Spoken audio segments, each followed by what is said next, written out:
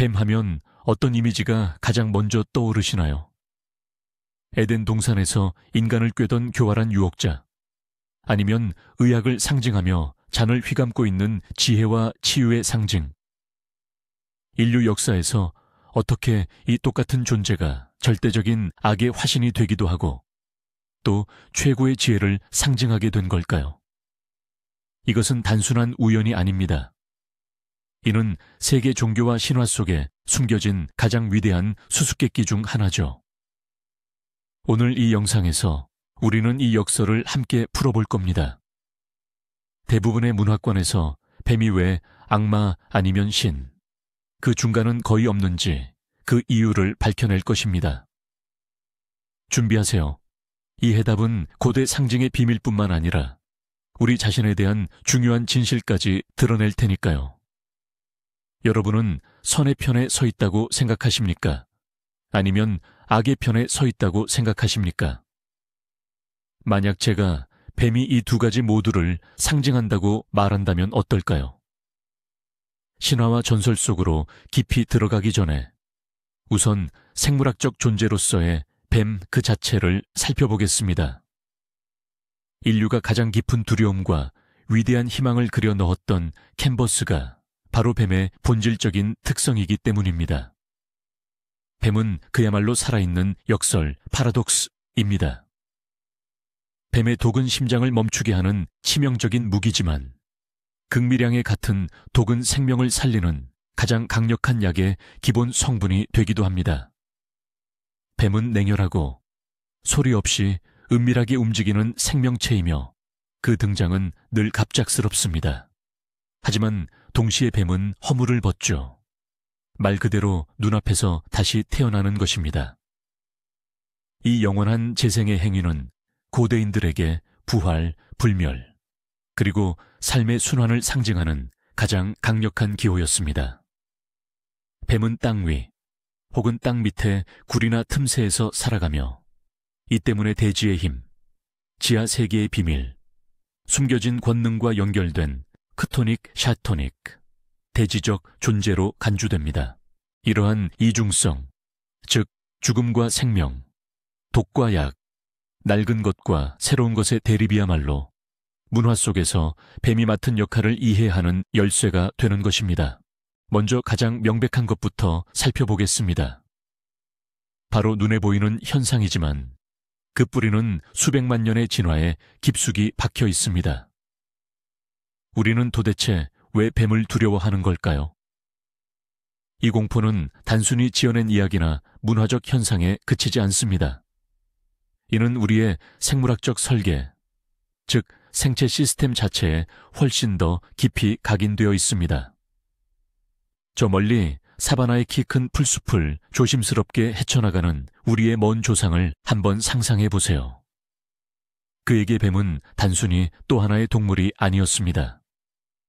그것은 매 순간 수풀 아래 숨어 있을 수 있는 갑작스럽고 소리 없으며 치명적인 위협이었습니다. 뱀의 독은 단 몇 분 만에 생명을 앗아갈 수 있었고 방역할 기회조차 주지 않았습니다. 놀라운 위장 능력과 거의 초자연적이라 할 만큼 소리 없는 움직임 덕분에 뱀은 완벽한 매복 포식자 역할을 했습니다. 오늘날 많은 과학자들은 사람을 포함한 영장류에게 뱀을 즉각적으로 감지하기 위해 특별히 고안된 초고속 신경망이 진화했다고 보고 있습니다.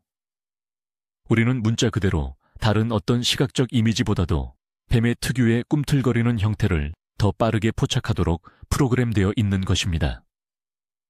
이러한 원시적이고 본능적인 공포, 즉 고대의 생존 메커니즘이 바로 모든 뱀 신화가 자라날 수 있었던 비옥한 토대가 되었습니다.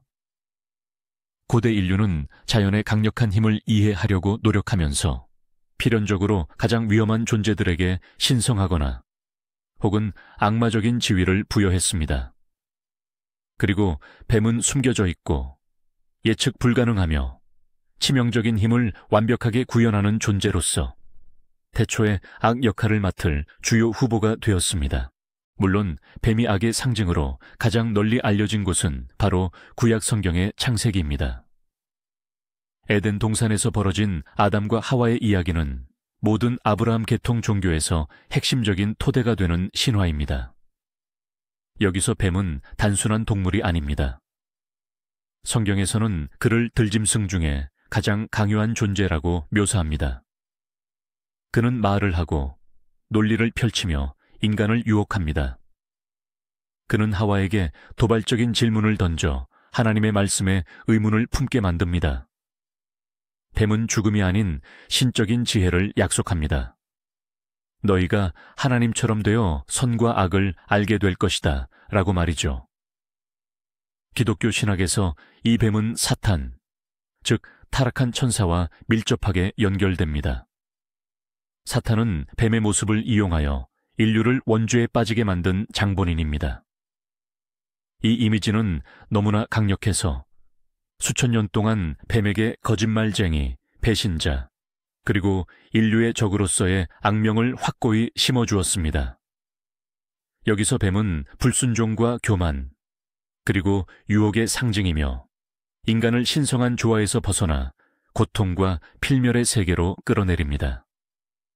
바로 이 지점에서 뱀은 단순한 위험한 동물이 아니라 형이상학적인 적대자, 즉 우주적 악의 화신으로 변모하게 됩니다. 하지만 잠시 멈춰서서 성경의 이야기를 완전히 새로운 각도에서 다시 읽어봅시다. 도대체 뱀이 정확히 무슨 일을 한 걸까요? 물론 그는 하나님의 명령에 불복종했습니다. 하지만 동시에 인간에게 무엇을 선사했습니까? 바로 지식입니다. 그는 단순히 인간을 속인 것이 아니라 그들이 이전에는 알지 못했던 선과 악의 개념, 즉 세상의 이중성을 깨닫게 해준 것입니다. 본질적으로 뱀은 에덴 동산에서의 무의식적이고 동물적인 존재로부터 자유의지, 선택, 그리고 책임을 가진 의식적인 인간의 삶으로의 이행을 시작시킨 존재입니다. 이러한 관점에서 볼 때 뱀은 단순히 유혹자일 뿐만 아니라 정적인 질서를 깨고 인류 역사의 과정을 촉발시킨 촉매이자 트릭스터로 기능합니다. 지식이라는 선물은 추방으로 이어지는 이 역설적인 모호함이야말로 명백히 부정적인 것으로 보이는 신화 속에서도 뱀이 지닌 깊은 이중성을 암시하는 첫 번째 단서입니다. 초기 기독교의 영지주의 조류에서는 뱀을 아예 최고 지혜의 메신저로 숭배했으며 뱀이 악한 데미우르고스 신이 창조한 물질 세계의 감옥에서 아담과 하와를 해방시키려 했다고 보았습니다. 결국 아브라함 계통 종교의 중심부에서조차 뱀은 우리가 아는 것만큼 단순한 존재가 아닙니다. 성경 속 뱀의 기원을 제대로 이해하려면 역사를 거슬러 올라가 문명의 요람이라 불리는 메소포타미아 지역까지 깊이 들여다볼 필요가 있습니다. 성경이 쓰이기 훨씬 이전부터 수메르와 아카드 신화에서 뱀은 중요하며 종종 지혜로운 역할로 등장했습니다. 예를 들어 수메르 신화의 주요 신 중 하나인 엔키는 지혜, 담수, 그리고 마법의 신으로 뱀과 자주 연결되었습니다. 그는 프로메테스처럼 인간에게 지식과 기술을 전수해준 자애로운 신이었습니다. 이처럼 뱀과 지혜가 엮이는 것은 결코 우연이 아닙니다. 하지만 메소포타미아 신화에서는 우리가 이미 잘 알고 있는 또 다른 모티프도 발견됩니다. 고대 동양 문학의 가장 위대한 작품으로 꼽히는 유명한 길가메시 서사시를 보면 영웅 길가메시는 긴 방랑 끝에 바닷속에서 영원한 젊음을 주는 꽃을 발견합니다. 그러나 그가 해변에서 잠시 쉬는 동안 뱀 한 마리가 몰래 기어와 그 꽃을 먹어치우고 허물을 벗은 뒤 젊어진 채 유유히 사라집니다. 여기서 뱀은 인간이 얻을 수 있었던 불멸을 훔쳐간 도둑의 역할입니다. 뱀이 인간에게서 영생을 빼앗는 이 서사는 에덴 동산의 이야기와 놀라울 만큼 유사하며 많은 학자들은 이를 성경 속 신화의 초기 원형 중 하나로 보고 있습니다. 자, 이제 나일강 유역, 고대 이집트로 이동해 보겠습니다. 이곳에서 뱀의 상징성은 믿기 힘들 정도의 복잡성과 이중성을 갖습니다. 우선 긍정적인 측면부터 살펴볼까요? 어떤 파라오의 왕관이든 자세히 보세요. 거기에는 코브라 여신인 우제트 왓제트를 형상화한 우레우스 유레우트가 새겨져 있습니다. 이것은 단순한 장식이 아닙니다. 우레우스는 신성한 권위, 통치의 정당성, 그리고 보호를 상징하는 가장 강력한 표상이었습니다. 코브라가 내뿜는 불의 숨결이 파라오를 눈에 보이는 적과 보이지 않는 모든 위협으로부터 지켜준다고 믿었습니다. 우레우스는 태양신 라의 눈, 즉 그의 무시무시한 수호자였던 것입니다. 따라서 이집트의 국가적, 종교적 이데올로기의 핵심에서 뱀은 악의 상징이 아니라 최고 질서, 합법적인 권력, 그리고 신의 후원을 의미했습니다. 그 뱀은 사람들을 유혹하거나 속이지 않았습니다. 오히려 그 반대로 진실과 정의를 수호했습니다. 이것은 동일한 파충류가 문화적 배경에 따라 얼마나 다르게 인식될 수 있는지를 보여주는 극명한 예입니다. 이집트인들에게 방어 자세로 서 있는 코브라는 곧 힘과 주권의 구현체였습니다. 하지만 고대 이집트에는 이와는 정반대되는 이미지가 동시에 존재했습니다. 태양신 라가 밤마다 자신의 배를 타고 지하 세계를 항해할 때마다 그를 기다리는 괴물 같은 적이 있었으니 바로 거대한 뱀 아포피스였습니다. 아포피스는 어둠, 혼돈, 그리고 무우 그 자체의 화신이었습니다. 그의 유일한 목표는 태양을 삼켜버리고 세상을 영원한 암흑 속에 가두는 것이었습니다. 사실상 이집트 신화 전체는 라로 대표되는 질서와 아포피스로 상징되는 혼돈 사이에 211 우주전쟁을 중심으로 구축되었습니다. 매일 아침 태양이 떠오른다는 것은 라와 그의 수호자들이 또다시 승리를 거두었음을 의미했습니다. 이집트인들은 신의 이 전투를 돕기 위해 특별한 의식을 치르기도 했습니다. 이처럼 우리는 같은 문화권 안에서 두 개의 극명하게 대비되는 뱀의 이미지를 발견하게 됩니다. 파라오의 왕관에 새겨진 우레우스는 질서를 지키는 신성한 수호자였고, 지하 세계 깊은 곳의 아포피스는 혼돈의 악마적 화신이었죠. 이러한 이중성은 이집트인들이 뱀을 단순히 선이나 악이 아닌 창조와 파괴, 양쪽 모두에 사용될 수 있는 강력한 원시적 힘 그 자체로 인식했음을 보여줍니다. 이집트에서 이제 고대 그리스로 시선을 돌려보겠습니다. 이곳에서 뱀은 확고하게 지혜의 상징이자 특히 치유의 상징으로 자리매김했습니다. 여러분도 익히 아시는 그 상징, 바로 뱀이 지팡이를 감고 있는 모습입니다. 이는 고대 그리스 의학의 신 아스클레피오스의 지팡이이며 이 문양은 오늘날까지도 국제적인 보건의료의 상징으로 사용되고 있습니다. 그렇다면 왜 하필 뱀이었을까요? 첫째, 앞서 언급했듯이 뱀이 허물을 벗는 능력은 회춘과 재생, 부활의 의미로 연관되었습니다. 둘째, 사람을 죽일 수도 있는 뱀의 독이 소량으로는 약으로 사용되었습니다. 이는 의사가 다루는 생과 사 사이에 미묘한 경계를 상징했습니다. 셋째, 땅속에서 생활하는 뱀이 약초와 자연의 치유력에 대한 비밀스러운 지식을 가졌다고 믿었습니다. 역사상 최초의 병원 역할을 했던 아스클레피오스 신전, 즉 아스클레피온에는 독이 없는 뱀들이 자유롭게 기어 다녔습니다. 환자들은 바닥에서 잠을 잤고 꿈속에서 뱀이 몸에 닿으면 치유를 얻는다고 믿었습니다. 여기에는 악이나 유혹의 의미는 전혀 찾아볼 수 없습니다. 뱀은 신성한 동물, 치유의 신을 돕는 조력자이자 생명력과 신성한 지식을 전달하는 존재였습니다. 치유는 그리스 신화 속 현명한 뱀이 가진 여러 모습 중 하나일 뿐입니다. 그에 못지않게 중요한 또 다른 측면은 예언과 은밀한 지식에 관한 것입니다. 고대 세계에서 가장 유명했던 델포이의 신탁은 본래 대지의 여신 가이아에게 속해 있었고 거대한 뱀 피톤이 그곳을 지키고 있었습니다. 피톤은 대지의 고대적 지혜를 상징하는 크토니아적 존재였습니다. 빛과 조화, 이성을 상징하는 신 아폴론이 델포이에 왔을 때 그는 피톤을 죽이고 그 자리에 자신의 신전을 세웠습니다.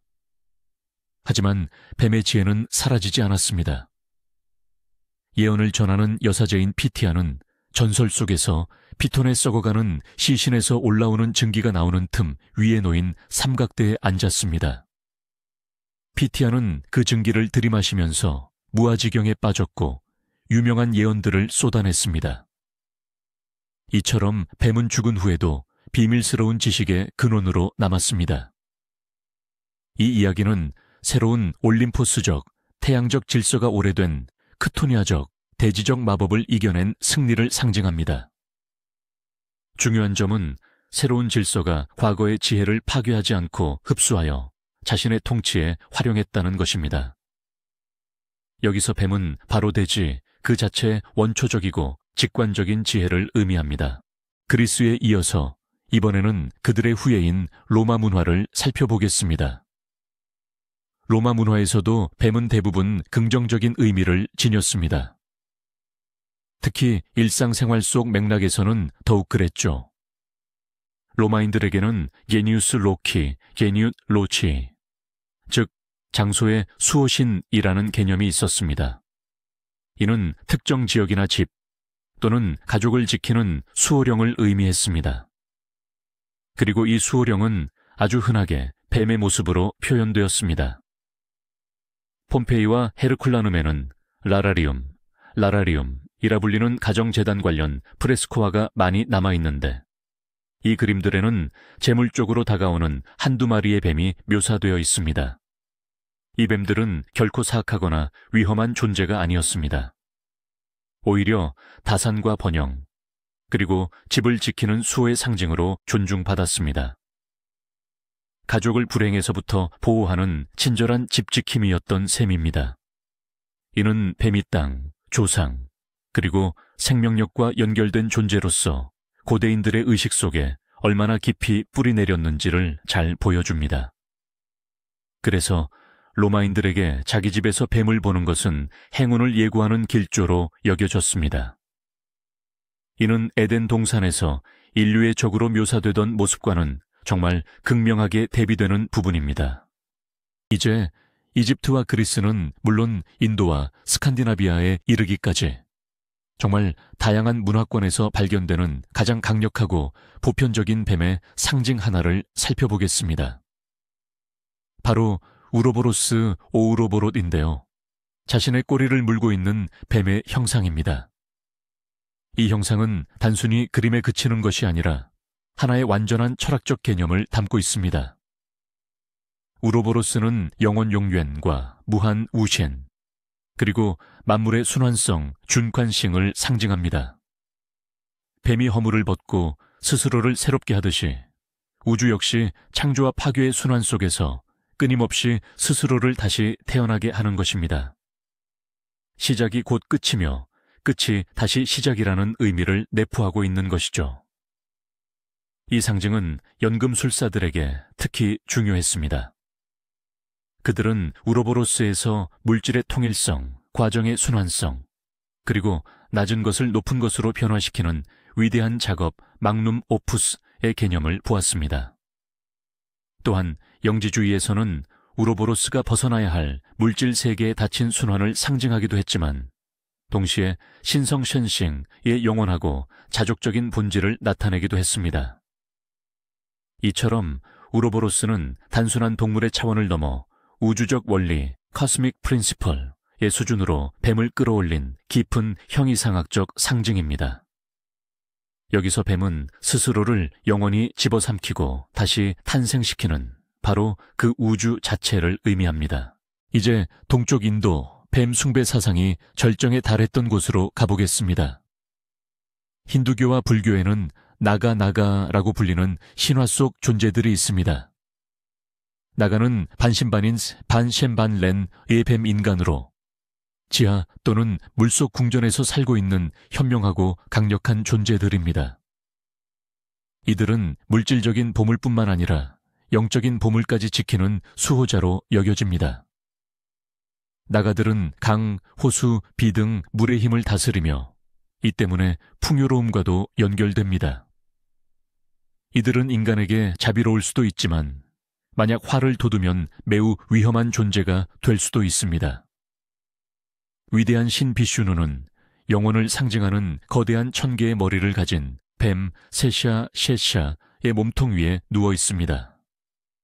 또한 불교 전설에서는 나가의 왕 무찰린다가 명상 중인 부처님을 폭풍으로부터 자신의 후드로 보호해 주었다고 전해집니다. 남아시아와 동남아시아에는 여전히 나가를 모시는 수많은 사원이 존재합니다. 이곳에서 뱀은 단순한 상징을 넘어 존경받고 때로는 숭배되는 신이며 신성한 지식의 수호자이자 의로운 자들의 보호자입니다. 따라서 뱀을 두고 선천적인 악이라고는 결코 이야기할 수 없습니다. 하지만 인도의 전통에서는 뱀에 대해 훨씬 더 심오하고 내밀한 이해가 존재하는데 바로 쿤달리니라는 개념입니다. 요가와 탄트라에서는 모든 인간의 척추 가장 아래, 즉 꼬리뼈 부근에 강력한 영적 에너지가 잠들어 있다고 봅니다. 이 에너지는 상징적으로 3바퀴 반을 감고 있는 뱀의 모습으로 묘사됩니다.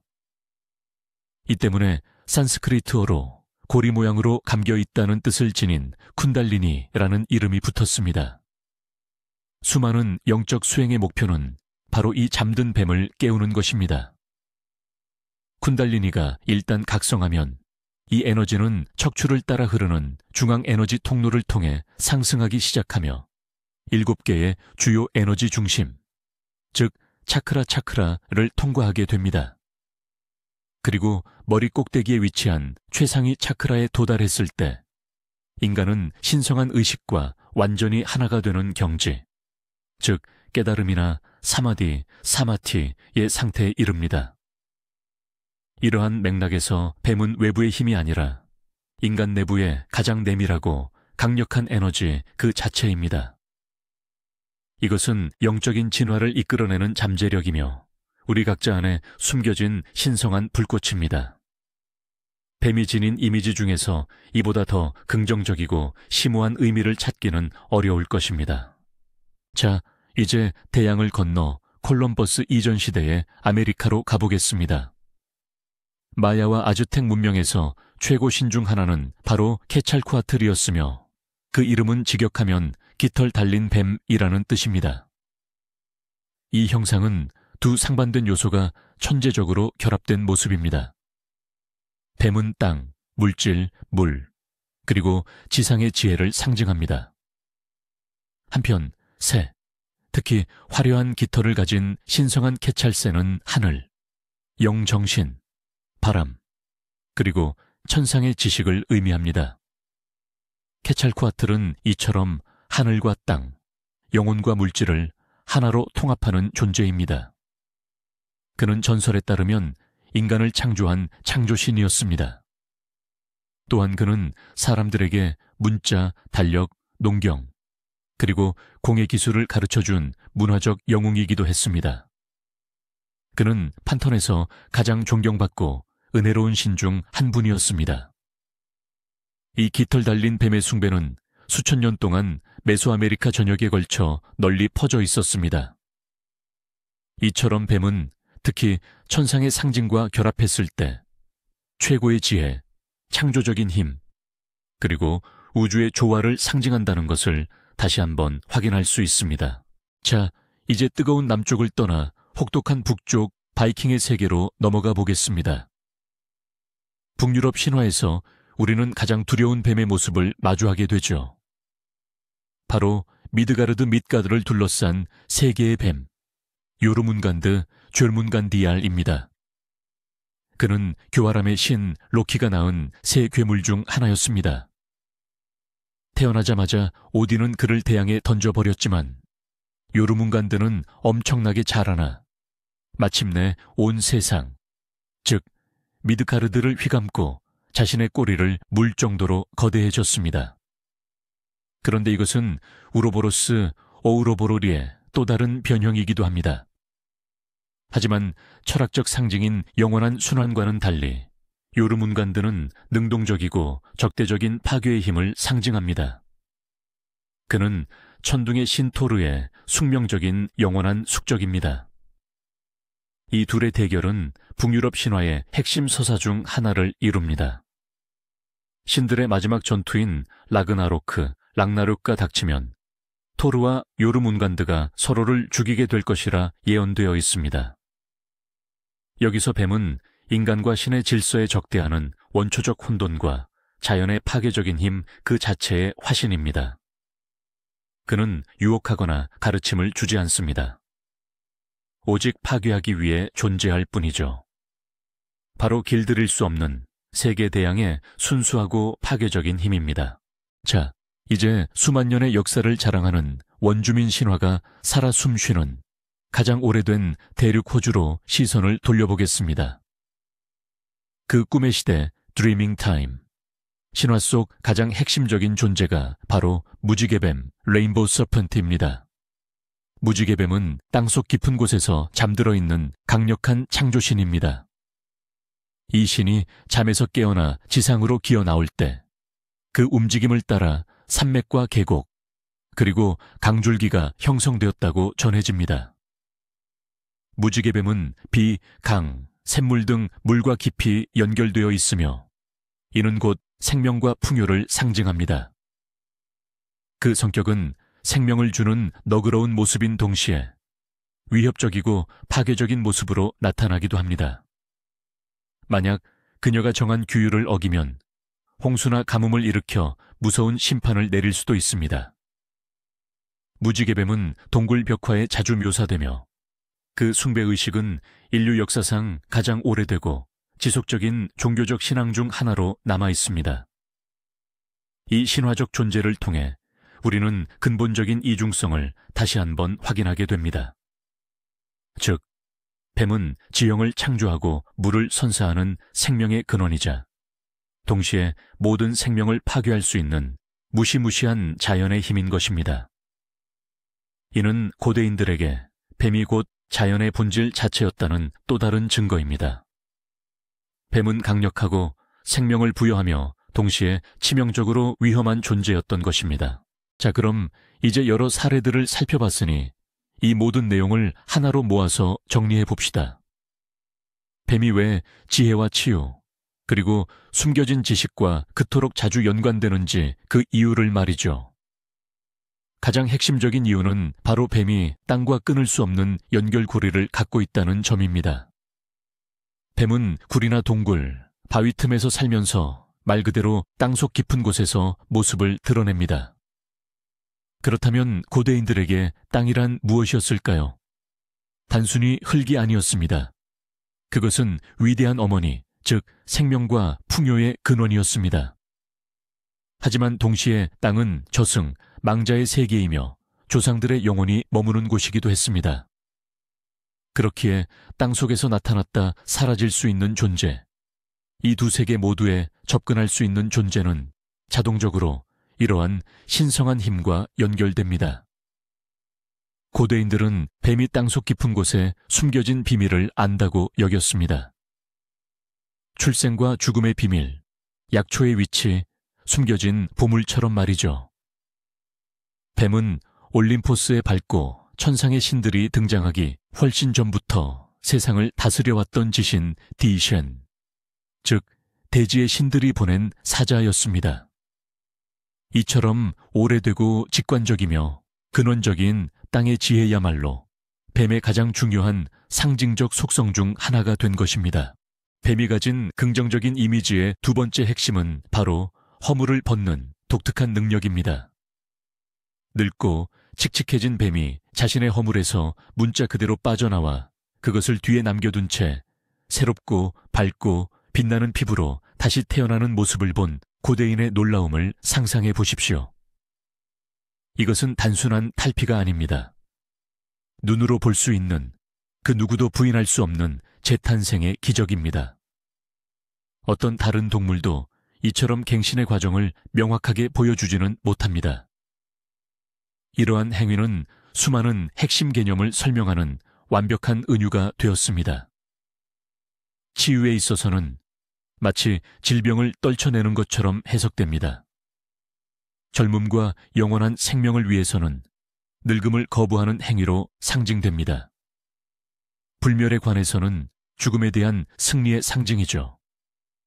영적인 변화의 측면에서는 낡은 자아를 버리고 새로운 깨달은 의식을 탄생시키는 의미를 가집니다. 이러한 경이로운 자연적 특성 덕분에 뱀은 삶과 죽음, 그리고 재탄생의 영원한 순환을 나타내는 살아있는 상징이 되었습니다. 이것이 바로 뱀이 의학의 신이 가진 지팡이를 휘감고 있거나 무한대를 상징하는 우로보로스처럼 자신의 꼬리를 무는 모습으로 표현되는 이유입니다. 좋습니다. 이제 뱀의 어두운 면을 탐구해 봅시다. 왜 뱀은 현명한 만큼이나 자주 악과 혼돈, 그리고 원초적인 공포의 상징으로 여겨지는 걸까요? 여기서도 지혜의 경우와 마찬가지로 모든 것은 뱀의 본성에서 시작됩니다. 첫째, 치명적인 독입니다. 단 한 번의 물림으로 생명을 앗아가는 능력은 무섭고도 거의 마법에 가까운 힘이죠. 둘째, 바로 뱀의 이질적인 모습과 이동 방식입니다. 다리가 없이 땅을 기어다니며 몸을 비트는 모습은 우리가 흔히 접하는 대부분의 동물들과는 확연히 다릅니다. 차가운 피부와 투명하게 합쳐진 눈꺼풀 때문에 깜빡이지 않는 마치 최면을 거는 듯한 눈빛을 가지고 있습니다. 이 모든 특징들이 인간의 시선에서 뱀을 다르고 낯설고 이해할 수 없는 존재로 만듭니다. 뱀은 인간과 문명의 적대적인, 길들여지지 않은 야생 그 자체를 상징합니다. 몸을 숨긴 채 아무런 경고 없이 갑작스럽게 공격하는 뱀의 행동은 교활함, 거짓, 그리고 배신을 나타내는 완벽한 은유가 되었습니다. 결국 뱀은 인간이 외부 세계는 물론 자기 자신 안에서도 통제할 수 없는 모든 것들의 구현체인 셈입니다. 뱀이 악마화된 배경, 특히 서구 전통에서 뱀이 악마화된 배경에는 또 하나의 매우 중대한 역사, 문화적 원인이 존재합니다. 이는 다신교에서 유일신교로의 전환과 깊이 관련되어 있습니다. 우리가 이미 살펴봤듯이 고대의 수많은 이교 이조, 신앙에서는 대지, 풍요, 자연의 신들을 섬겼습니다. 그리고 뱀은 바로 이 신들의 상징이 되는 경우가 아주 흔했습니다. 이러한 옛 믿음이 유일하고 천상적이며 초월적인 창조주 하나님을 중심으로 하는 유대교, 그리고 이후 기독교와 이슬람 같은 새로운 유일 신교로 대체되면서 거대한 이념적 투쟁이 시작되었습니다. 새로운 종교가 자신들의 정당성을 확립하려면 기존의 옛 신들을 깎아내려야만 했고, 가장 쉬운 방법은 그들을 악마로 선포하는 것이었습니다. 따라서 옛 문화에서 신성시되던 동물들은 부정한 것, 즉 악마적인 존재가 되었습니다. 이교도의 어머니 여신이나 지하신들, 시에터닉 데이티에스의 중심 상징 중 하나였던 뱀은 이러한 공격의 완벽한 표적이었습니다. 뱀은 대지의 지혜를 상징하는 존재에서 악마의 유혹을 상징하는 존재로 완전히 뒤바뀌었습니다. 결국 뱀을 정복하는 것은 곧 새로운 믿음이 오랜 이교주의를 이겼음을 상징하는 승리의 기호가 되었습니다. 그렇다면 오늘날 우리는 무엇을 마주하고 있을까요? 놀랍게도 이 고대의 원형은 여전히 사라지지 않고 남아 있습니다. 뱀의 이중적인 본질은 우리 문화 속에 깊숙이 살아 숨 쉬고 있습니다. 한번 살펴보시죠.